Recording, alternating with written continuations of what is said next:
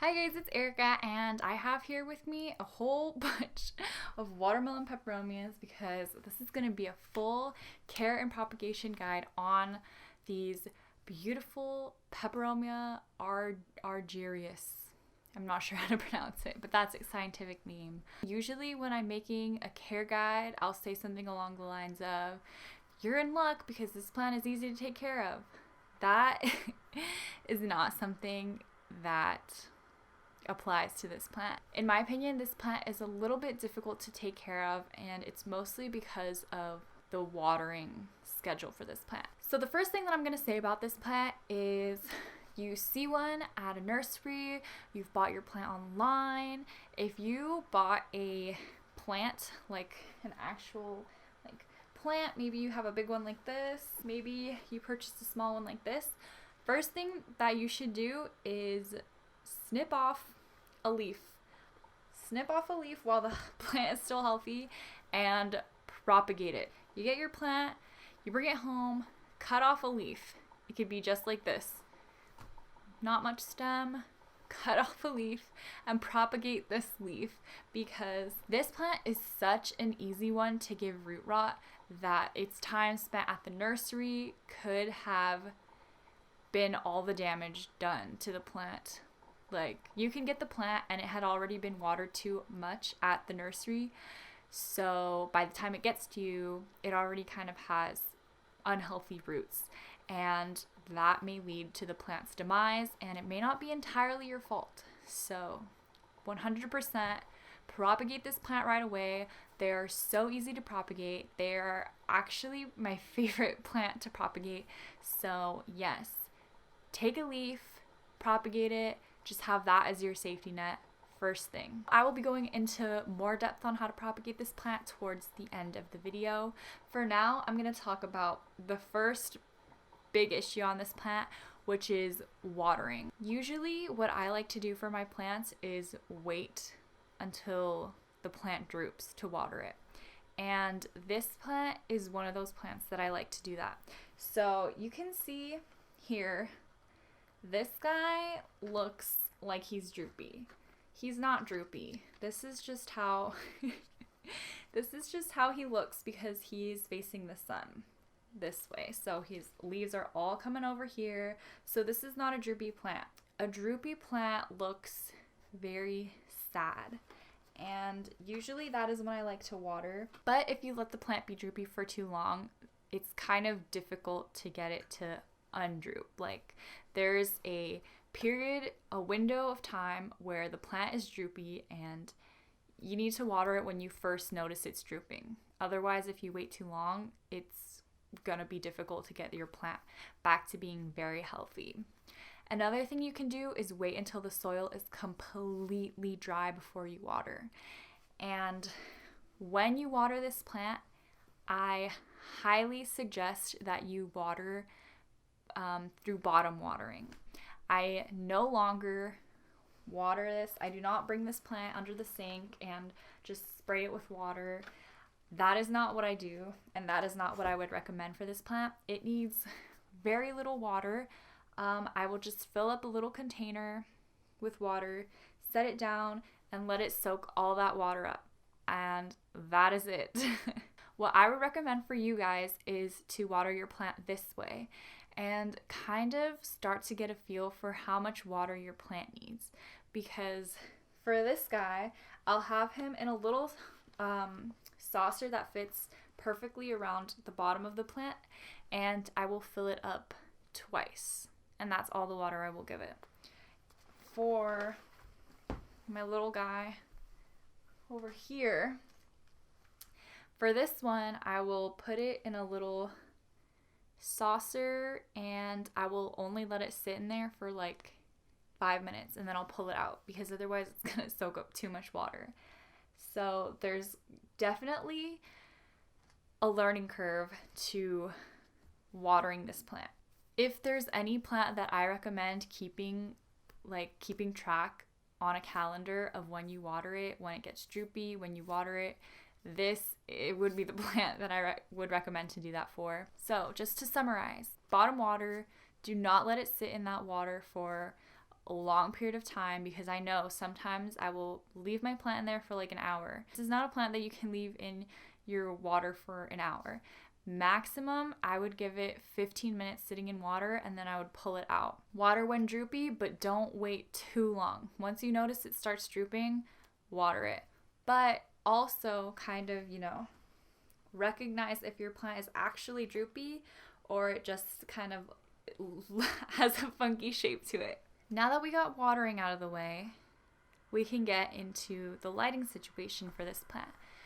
So I keep one of these plants under a grow light. I keep some of them in an east-facing window. I keep some of them on my east-facing porch, but definitely no direct sunlight. Bright indirect sunlight is good. It can even be in an area with medium sunlight. I wouldn't recommend a low light situation. So definitely medium to bright indirect light would be perfect for this plant. Like how this plant here is all on one side. If you want your plant to be even, I would definitely recommend turning it every 3 days, every week, just to keep it having like a beautiful rounded shape, because otherwise it's going to be very lopsided, which is fine if you want it to be like that. Like, I don't mind my plants like that. So it's definitely personal preference. For fertilizing this plant, I would definitely keep it to a spring and summer kind of thing. I would not fertilize during the winter or fall, just because it's such a delicate plant, and I would use a very gentle fertilizer. You can even half the recommended amount that's on the bottle. I like to use fish fertilizer, so I would really recommend using fish fertilizer, and just doing that maybe once a month during the spring and summer would be perfect. For the soil on this plant, definitely a well-draining soil. I have used Miracle-Gro cactus soil, half Miracle-Gro cactus soil and half Miracle-Gro perlite. So that's a good mixture to use. It's not the best, but it's suitable for the plant. It works. And if that's what you have, that's what I would recommend to use. Otherwise, you can add in a bunch of amendments like perlite, orchid bark, worm castings, but keep it less peat moss / soil mix / coca coir, whatever you want to use for your water retaining part. Maybe about 40% that, and then the rest of it just have water draining amendments. Because as I have mentioned, and I really emphasize, this plant is so prone to root rot. It is ridiculous. I just want to kind of give you some signs of root rot on this plant. And what it will look like is a droopy plant, which is very concerning, because a droopy plant also means that it needs to be watered, which is why I recommend the calendar, just keeping track of how often you're watering your plant, so you know that it's droopy because it's thirsty and not because you've overwatered it. That is pretty much the only way that I have seen it look root rotting. Stems will fall off of the plant. The leaves don't so much turn yellowish like on other plants. If your plant is root rotted, the leaves will kind of turn yellowish and they'll kind of like start falling off, but the watermelon peperomia leaves do not really turn yellow. So just look out for a really droopy plant, moist soil, and the stems kind of getting smushy and falling off. In my experience, I have not been able to revive a root rotted watermelon peperomia. I've heard that hydrogen peroxide helps to kind of kill off the bacteria that causes the root rot. So you can try maybe having a 1-to-1 ratio of water and hydrogen peroxide. If you're going to use this method, right before you pour the water and hydrogen peroxide, by the way, only do this when your plant needs to be watered and the soil is completely dry. Do not water your plant one day and then the next day decide you're going to treat it with hydrogen peroxide. Okay, so when it needs to be watered, mix a 1-to-1 ratio of water and hydrogen peroxide. And however much you make, you need to use all of it, because hydrogen peroxide breaks down in light. That is why hydrogen peroxide is in a brown bottle, because light will kind of break it down. So mix that right away and pour it in the soil. And I don't know if it'll work, but as a last ditch effort, you can definitely try that out. If you do, let me know how it works out. Okay, after all of that care information that I probably rambled on for a little bit too long, we're gonna get into my favorite part of this plant, which is propagating it. And I have found that the plants that I propagate are so much easier to care for than the plants that I will buy straight out of the store. So there are two different ways to propagate this plant, as with most plants, and that is by water or by soil. And both of the ways work, so I'm just going to show you what I have. This is by water propagation, and that's pretty much where you just cut off a stem like this, and then you place it in water, and it will grow roots like this. Once the roots have grown out like this, you can place them into a soil. And as you can see here, this is the propagated leaf, and then here are its baby leaves that grew out once I potted it in soil. By water propagation, it's really fun to watch roots grow, and there's a possibility that while the plant is still in the water like this, you can see like a little baby leaf sprout out underwater. So you can probably see here there's little baby leaves sprouting out from the bottom in the roots. The downside of this is transferring it to soil. The transition from water to soil is always a little bit iffy, and you don't know if your plant will actually take to being in soil, and it might die, but also sometimes it works. So yeah, that is the water propagation method. And then the other method is by cutting, and that is where you get one of the leaves, you cut it in half, you place it in soil, and then just the little babies will pop out this way. I like soil propagation a lot more than water propagation, because you don't have to go through that iffy stage of transitioning from water to soil. So first, I'm going to show you how to water propagate. It is very straightforward. Essentially, you just grab your plant and cut off a leaf. I'm gonna cut off this one because it's ugly. It really doesn't matter how far down the stem you cut. So I'm just gonna cut very close to the base of the plant, because I don't like how it looks when there's just a blank stem hanging out of the plant. Here we go. This is what I've cut, and literally just place it into water, keep it in bright and direct sunlight. I keep my cuttings on the windowsill of a north-facing window. So north-facing light is very, it's a lot of ambient lighting. It's not very harsh at all. So yeah, that's where I keep these in. You could probably give them more sunlight than that, but that's what I give my plants, and they root pretty well in that. Once you have a substantial root system, like these root systems are looking pretty good, you can just place them into soil, water them, and then whenever the soil dries out, you just water them again. Usually what I'll do in the beginning is I'll kind of keep dripping water around this area. I don't bottom water yet. I just drip water on this area. Whenever it dries, I will just drip more water again. And then, yeah, that's only for like the first 2 weeks. And then I'll just only thoroughly water the plant whenever it's dry. This is the only plant that I will water from the top instead of bottom watering, is if I transfer it from water to soil. So yeah, there we go. Yeah, pretty easy. The next way to propagate is by soil, and this is my tray of water propagation.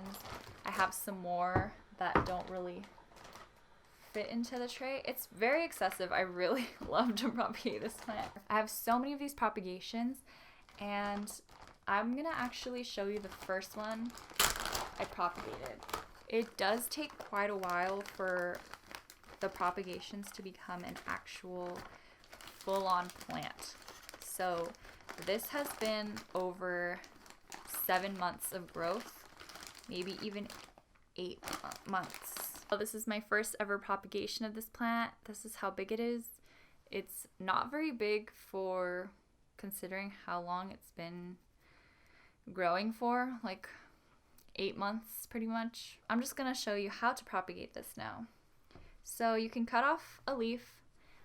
Make sure that it's one that's not like flimsy like this. This is like, you can tell this is not a healthy leaf. Healthy leaves are more thick and they're not as easy to bend around. Once you get a healthy leaf, you can cut it off by the stem, just directly. You don't need any stem left over.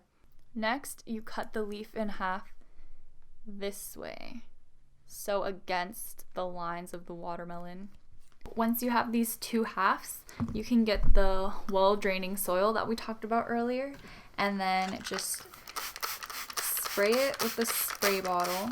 The reason that you want to spray it is because that makes it easier to form little divots so that we can place our cuttings in. You always want to place the edge that you cut into the soil. So I'm just gonna set this one in here, and same for the other one. I'll make a little divot with my finger like that, and then place the cut side down into the soil.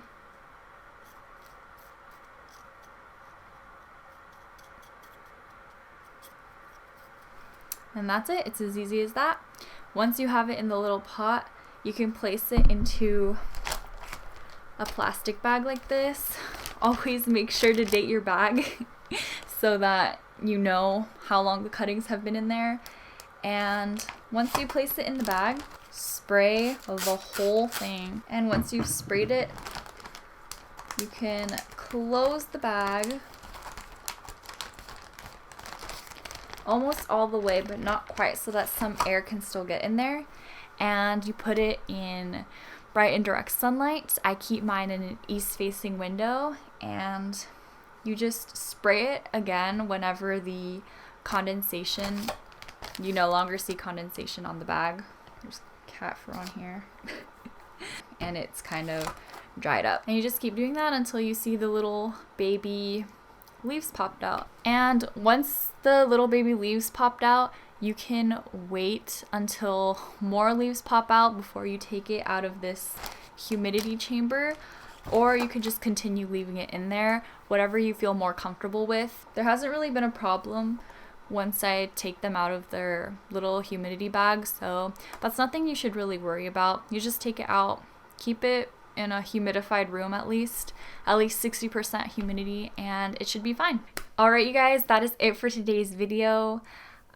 This was a lot of information that I recommend based on my experiences with this plant, and someone else could give you completely different advice than what I give, but this is just what I have learned based on my personal experiences. So if you have had a different experience, that is perfectly fine. I hope you found this video very informative. Thank you guys so much for watching. It's kind of a long one, and I will see you tomorrow. Bye! Oh, let me show you guys something really cool. So the reason that I have this $8.99 little 4-inch plant is because it had one variegated leaf on it. So I bought the whole plant just for that variegated leaf. And this is the stem that that leaf was on. I cut that stem right off, or I cut that leaf right off, and I propagated it. So let me just show you. It's propagating right now. This is a variegated leaf, if you can kind of tell. And you can see some little roots are popping out. So that's pretty cool. I just wanted to see if the new leaves would come out variegated, because it's really pretty. I have a picture of it here. It's a really pretty leaf.